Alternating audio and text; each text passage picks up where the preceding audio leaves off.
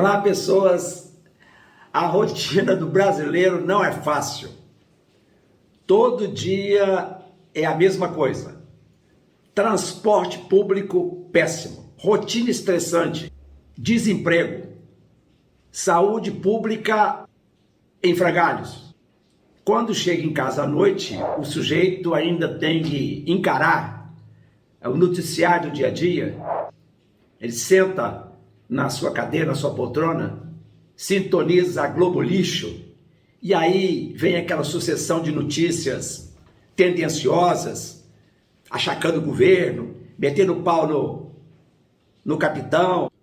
Depois houve notícias da deputada maluca, Pepa Hasselmann, se caiu, ou se foi acidentada, ou se foi agredida pelo marido, nesse verdadeiro circo, nessa verdadeira palhaçada em que se transformou esse episódio da parlamentar. E ainda, pela lateral, aparece o presidente da República numa guerra declarada, aberta, e que nada favorece a normalidade democrática, guerra contra a Suprema Corte, que por sua vez, no ativismo absurdo, não se porta, não se coloca no seu papel e resolve fazer o protagonismo político e nada tem a ver. E aí, quando chega no varejo da vida, no varejo das circunstâncias, de ter de se beneficiar dos chamados planos de saúde, e esse é o material que eu trago hoje, ainda tem de se defrontar com a negativa desses planos de honrar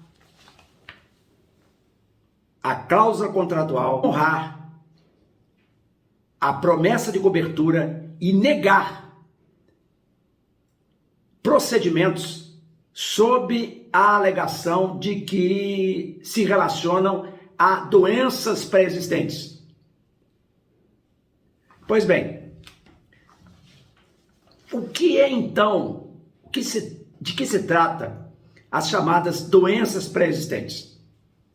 Doenças pré-existentes são aquelas que o consumidor, ele tem noção, ele sabe ser portador no momento da feitura do plano, no momento da assinatura do contrato. De fato, o que acontece? Os planos de saúde, eles costumam apenas solicitar ao consumidor, ao segurado, que faça uma declaração de saúde, sem cuidar de realizar exames prévios à contratação. E aí está o problema que depois vai desaguar na tal negativa.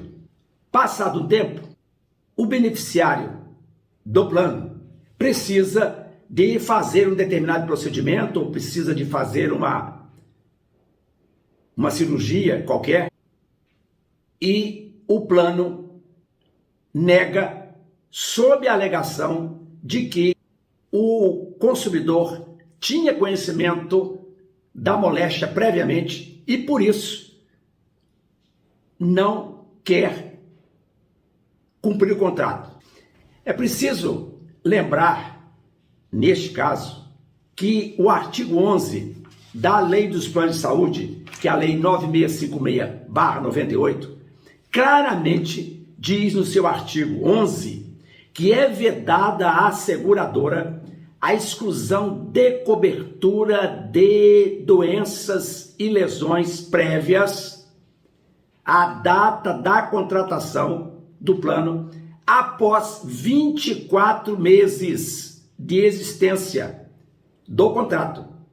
Portanto, é dado um lapso de tempo de 24 meses para o plano negar possível procedimento baseado na inexistência de declaração por parte do consumidor. Acontece que, decorrido esse prazo, a jurisprudência não tem aceito a alegação dos planos para a negativa de cobertura. Porque o dever de catalogar e de apurar a existência de doenças prévias é da seguradora de saúde, é do plano de saúde. A súmula 609 do STJ, ela encaminha o raciocínio para a via de que a recusa pela seguradora de cobrir doença pré-existente, ela não pode ser feita quando a seguradora não se precaveu em fazer exame prévio no contratado. Textualmente, a súmula 609 diz o seguinte: a recusa de cobertura securitária sob a alegação de doença pré-existente é ilícita se não houve a exigência de exames médicos prévios à contratação ou a demonstração de má-fé do segurado.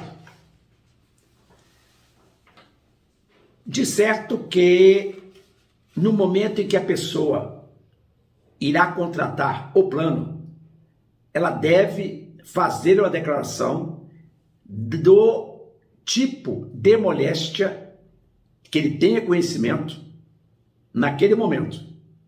Mas isso, ou seja, o fato dele não o fazer, por qualquer motivo, desde que não caracterizada a má-fé do consumidor, não pode ser impedimento para a realização de ato cirúrgico ou procedimento médico necessário ao restabelecimento da saúde da pessoa em obediência ao artigo 196 da Constituição, que é importantíssimo trazer em pauta porque exatamente diz respeito ao direito à saúde que tem as pessoas em conjunto com o respeito à dignidade humana, que está lá na cabeça da Constituição. Portanto, é inviável a rescisão unilateral do contrato de plano de saúde pela empresa ou a recusa de cobertura quando a seguradora ela não se precaveu mediante exame prévio, a realização de exames prévios, de exames anteriores para se opor ao segurado à doença prévia. Nesse sentido, tem repetidamente se manifestado o Tribunal da Cidadania, vai dizer, o Superior Tribunal de Justiça, em julgados a favor do segurado plano. Valendo trazer também à tona, à baila, que se dá em acréscimo ou acolhimento de pedido de dano moral. E por que isso? Como se sabe, o dano moral é algo que afeta o psicológico da pessoa, causando prejuízo psíquico.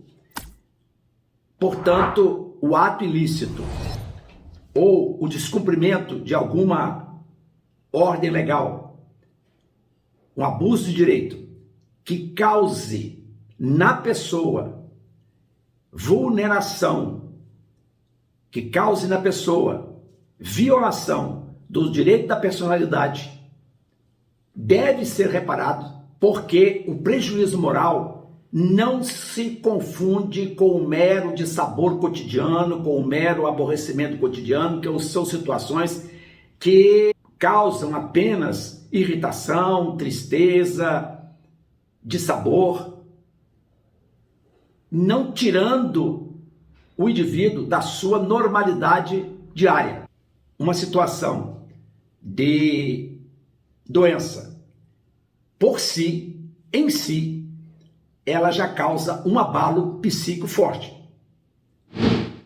Desde uma coisa simples até situações mais estressantes.